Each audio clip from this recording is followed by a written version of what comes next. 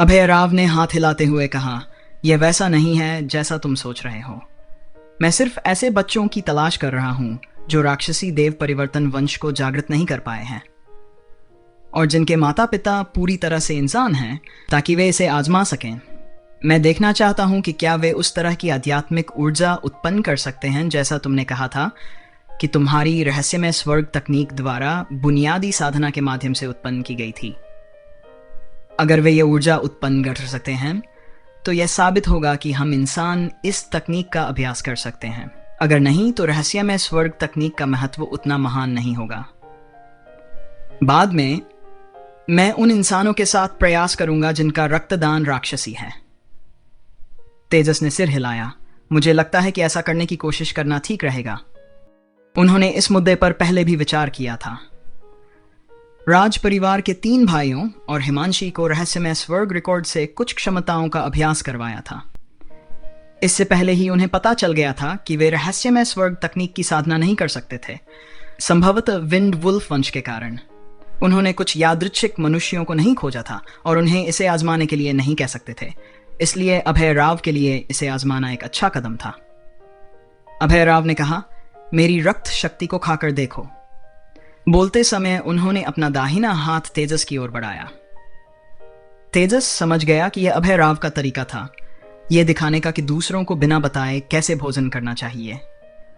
इससे यह तय होगा कि उसे स्पैरिंग टास्क में भाग लेने की अनुमति दी जाएगी या नहीं। तेजस ने हाथ पकड़ने के बजाय अचानक अपना दाहिना हाथ उठाकर अभय राव के सिर पर वार कर दिया। अभय राव ने अपनी शक्तिशाली साधना से सहजता से अपना हाथ घुमाया और अपनी हथेली से तेजस के हाथ को आसानी से दूर कर दिया। तेजस ने पीछे हटते हुए मुस्कुराया, तुम्हें कैसा लग रहा है? अभय राव एक क्षण के लिए स्तब्ध रह गया। क्या? तेजस ने कहा, मैंने वास्तव में आपकी रक्तरेखा शक्ति का कुछ हिस्सा सफलतापूर्वक खा लिया है। यह दूसरे क्रम की रक्तरेखा छाप बनाने के लिए पर्याप्त है। लेकिन अगर तुम में जैसे साधना वाले राक्षस होते और हम लड़ते रहते तो प्रत्येक बिट की रक्तरेखा शक्ति जो मैं ग्रहण करता युद्ध के बाद महत्वपूर्ण होती। अगर इसे रहस्यमय स्वर्ग तकनीक की ऊर्जा में परिवर्तित किया जाए तो यह एक दिन की साधना के स्तर को पार कर जाएगी और मेरे प्रतिद्वंद्वी की साधना जितनी करीब होगी, मेरे भक्षण के दौरान उन्हें उतना ही कम महसूस होगा। मैं इस सीमा को नियंत्रित कर सकता हूं। अभय राव ने तेजस की ओर देखा, जिसकी आंखें आत्मविश्वास से भरी थीं। अचानक उसे एहसास हुआ कि वह इस शिष्य को कम समझता है। रहस्यमय स्वर्ग तकनीक निश्चित रूप से चमत्कारी थी, लेकिन तेजस केवल 9 साल का था। इतनी कम उम्र में उसने रहस्यमय स्वर्ग तकनीक को इतनी हद तक सफलतापूर्वक विकसित कर लिया था कि वह पहले से ही 5वें क्रम पर था। अपनी कम उम्र के बावजूद वास्तविक युद्ध में भी वह विवेक से बहुत कमतर नहीं था। रक्त प्रतिभा के मामले में वह रिडेम्पशन सोसाइटी के सभी शिष्यों में सबसे कमजोर था। लेकिन उसने जो रहस्यमय स्वर्ग तकनीक सीखी, जिसे उसे दूसरों की क्षमताएं हासिल करने की अनुमति मिली, उसने उसे सच में इतिहास का सबसे प्रतिभाशाली इंसान बना दिया। अभय राव ने गहरी सांस ली और कहा, मैं असहमत हूं। क्या? तेजस चकित रह गया। उसे लगा था कि उसने रक्तरेखा शक्ति के भक्षण की अपनी क्षमता को सिद्ध कर दिया है और उम्मीद थी कि अभय राव उसे युद्ध संबंधी कार्यों की अनुमति देंगे। लेकिन अप्रत्याशित रूप से उसने असहमति का सामना किया।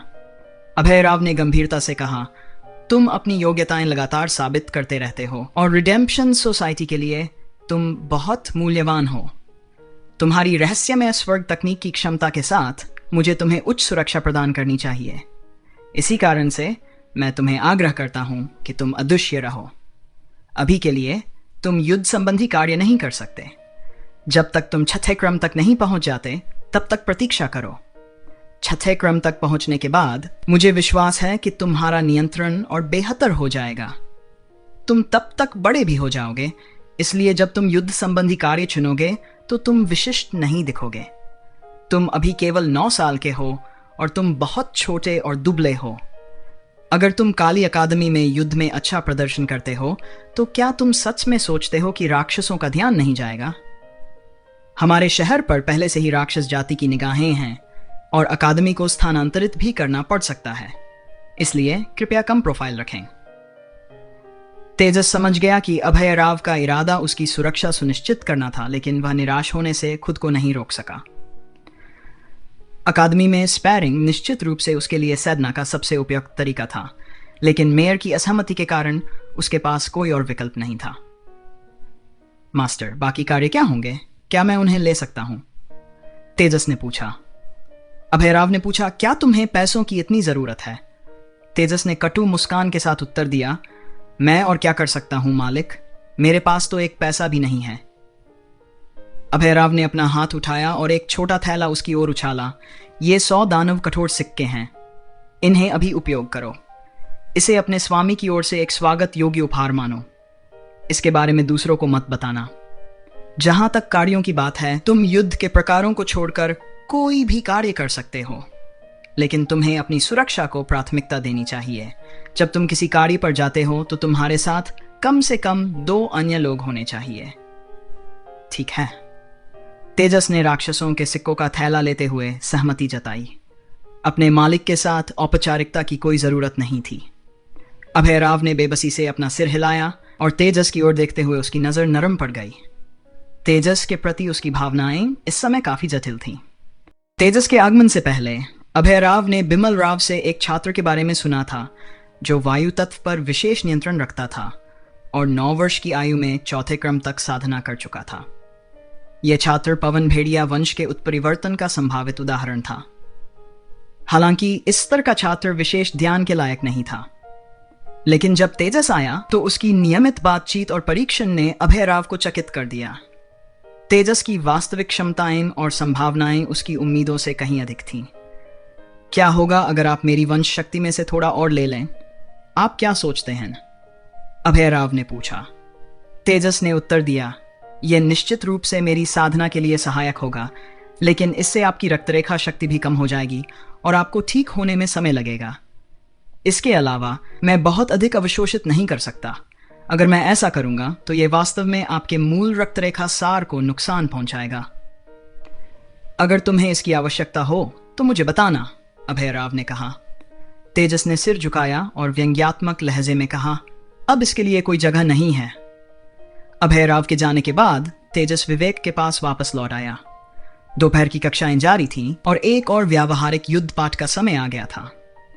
तेजस के लौटने पर कई युद्ध सत्र बीत चुके थे। मैं एक और युद्ध सत्र के लिए तुम्हारे साथ अभ्यास करना चाहता हूं, विवेक ने ध्यान से कहा। जैसे ही ईश्वर ने तेजस को देखा, उन्होंने सिर झुकाया। जरूर, मनन ईश्वर ने कहा। विवेक मुस्कुराया। छोटे तेजस, क्या तुम्हें थोड़ी और तैयारी की आवश्यकता है?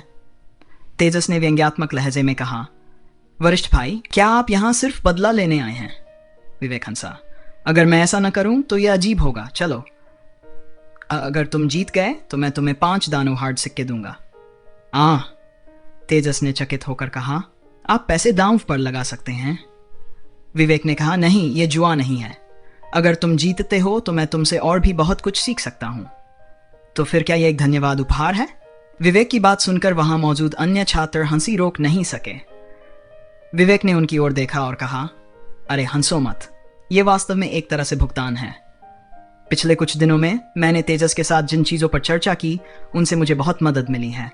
और हाँ, सीखने की बात आती है तो वरिष्ठता मायने नहीं रखती। जो अधिक जानता है वही शिक्षक है। मनन ईश्वर ने विवेक की ओर देखा और कहा, शुरू करो। विवेक इस बार पहले की तरह विनम्र नहीं था। उसकी आंखों में बर्फीली नीली चमक और उसके चारों ओर बर्फीली ऊर्जा तीव्रता से केंद्रित हो गई। उसके उठे हुए दाहिने हाथ की हथेली में बर्फ का एक गोला बनने लगा। तेजस ने एक चाल चली, लेकिन यह पवन ब्लेड छोड़ने के लिए नहीं थी।